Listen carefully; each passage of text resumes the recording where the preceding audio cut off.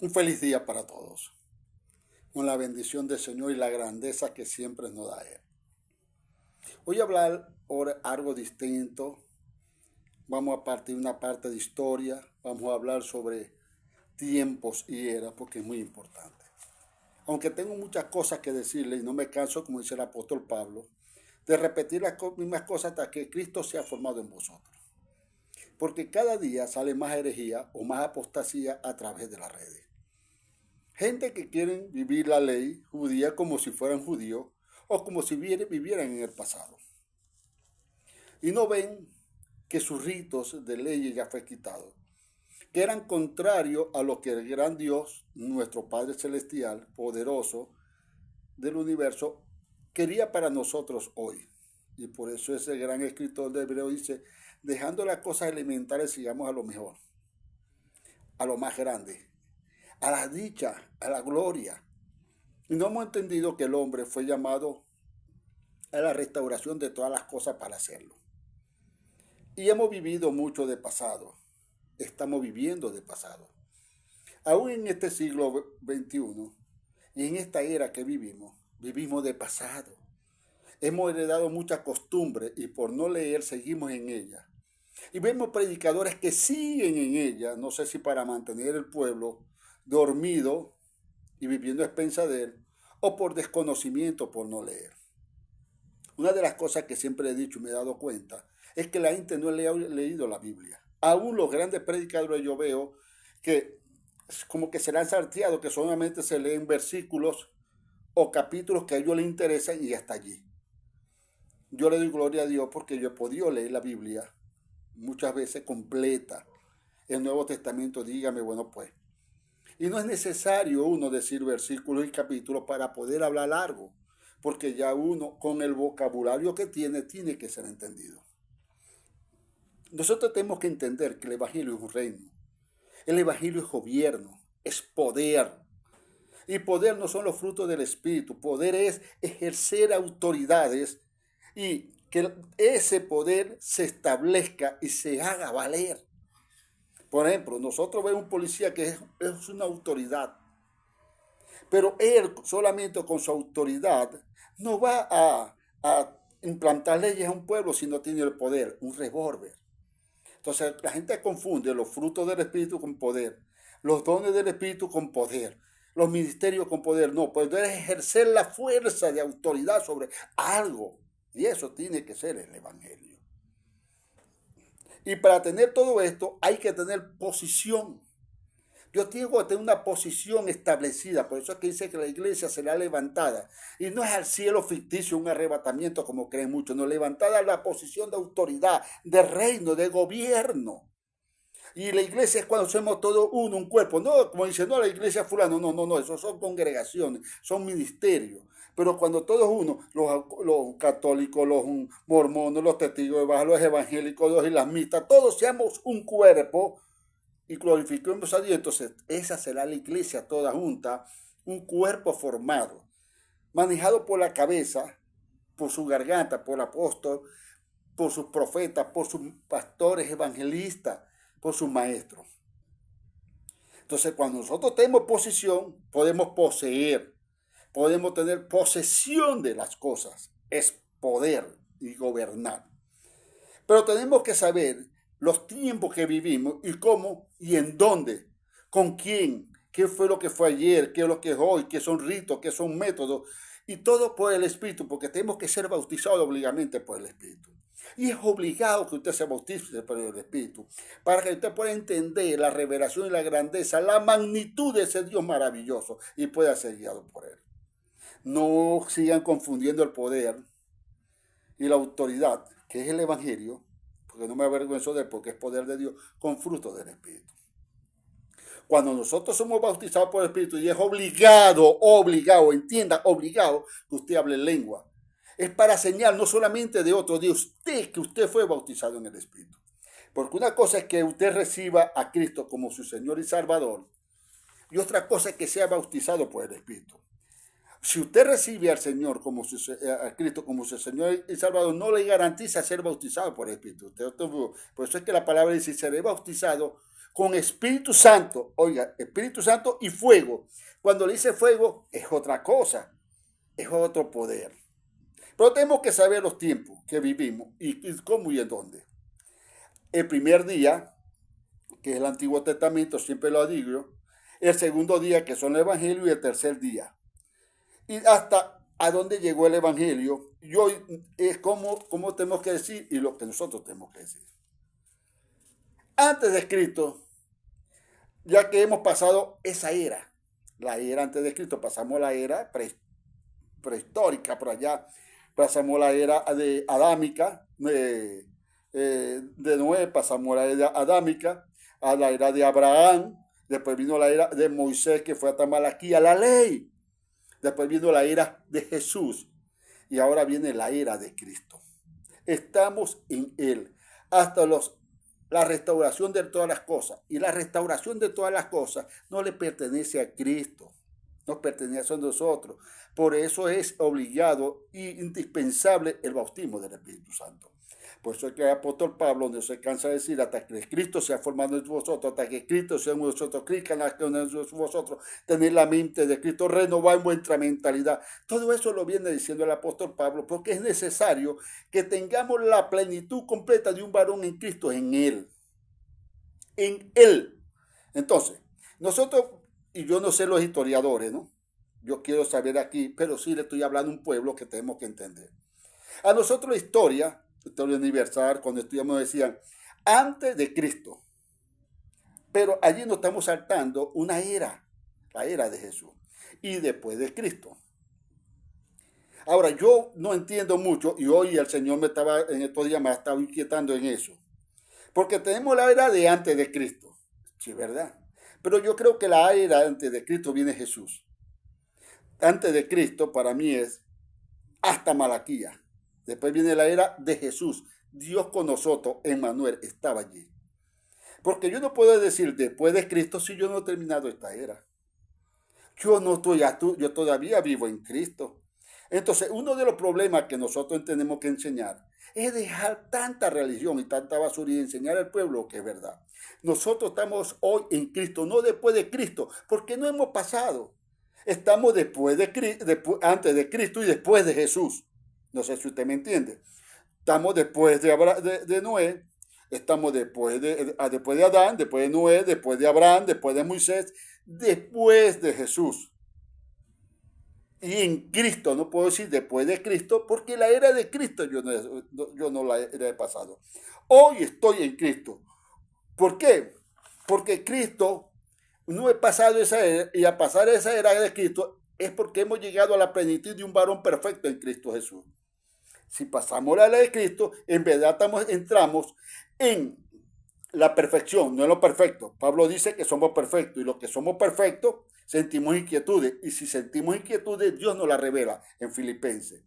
Pero si estamos después de Cristo, entonces estaríamos ya en un descanso eterno, en la plenitud del Padre y reinando con Él. Y la restauración de todas las cosas que nos toca a nosotros, pues el Espíritu. En una era milenaria y eterna, ya no es antes de Cristo o después de Cristo. Ahora sería en el Padre o en Cristo completamente. Un varón perfecto en el mucho, la iglesia completa. En la era del Padre, ya no es Dios con nosotros, sino Dios en nosotros, en la plenitud y gobierna con nosotros. Y en una solo, en Él, en todo hemos llegado a la plenitud de su gloria, su naturaleza, cambiando el tercer cielo y viviendo en Él con todo. Mucho, el primer cielo, que es el atrio, Jesús, el segundo cielo, que es el lugar santo, Cristo, y el tercer cielo, que es el lugar santísimo. Por eso él dijo, yo soy el camino, la verdad y la vida, porque cada entrada es una puerta. El del atrio es el camino, el del lugar santo es la vida, yo soy el camino, es la verdad, y el del lugar el santísimo es la vida. Entonces estaríamos en la plenitud completa, el tabernáculo de Moisés nosotros. Entonces tenemos que entender hoy en qué era vivimos. ¿Y en qué era vivimos? Vivimos en la era en Cristo Jesús, no después de Cristo, porque no ha pasado, estamos en Cristo Jesús. y los que son de Cristo en su venida, lo que dice 1 Corintios 15, mucho, cuando tú dijiste, Señor, venga a mi vida, mora en mi corazón, hazme una nueva criatura, eres de Cristo en su venida. Por eso es que hay muchos muertos todavía que no han aceptado que llegue Él, cambie el perdón de sus pecados o de sus faltas, de sus fallas, para que estén en la era de Cristo, en Cristo, una era que nosotros tenemos que buscar llevarla a la plenitud del Padre. Hay cosas que se ven fantasiosas, pero lo dice la Biblia y yo lo creo. Yo no creo en un arrebatamiento que yo voy a pasar por el cielo. Yo no creo en la destrucción de la tierra. Porque ¿qué dice la palabra? Dios destruye al hombre que destruye la tierra. Búsquenlo en Apocalipsis, en el 11 y el 13. No le voy a decir dónde. Entre el 11 y el 13 lo dice. Lo dice en Isaías 45. Entre el 15 y el 18 búsquenlo. Dios la hizo la tierra y no la hizo para ser deshabitada, sino para habitar con el hombre y gobernar con él. Lo dice en el Salmo 37 y muchas cosas. Los justos heredarán la tierra para siempre y sobre ella vivirán. Bienaventurados estos, porque ellos son herederos de la tierra. Entonces, la Biblia te lo dice, no dice que van a destruir nada. Eso es fantasía. Gente que no estudia, y yo no sé de dónde sacaron esa fantasía, que solamente le ha dado el dinero a las películas de Hollywood. Y la mayor gloria es que somos nosotros, el hombre, los restauradores de todas las cosas, los transformadores de este mundo, para que entremos en la era de la plenitud. Dejemos, después de Cristo, eso es mentira, sino que dejemos la era en Cristo y entremos a la era de la plenitud del Padre. Nada de diablo, nada de destrucción, nada de arrebatamiento. Eso es totalmente religión, métodos humanos, que lo que hace es esclavizar al hombre y retrasarle la gloria del evangelio y lo bello que es. Hemos vivido de fantasía religiosa, mentiras de predicadores que todavía hoy lo vemos hablando de la ley, hablando de cosas que no saben. Bautícese en el Espíritu para que tenga revelación.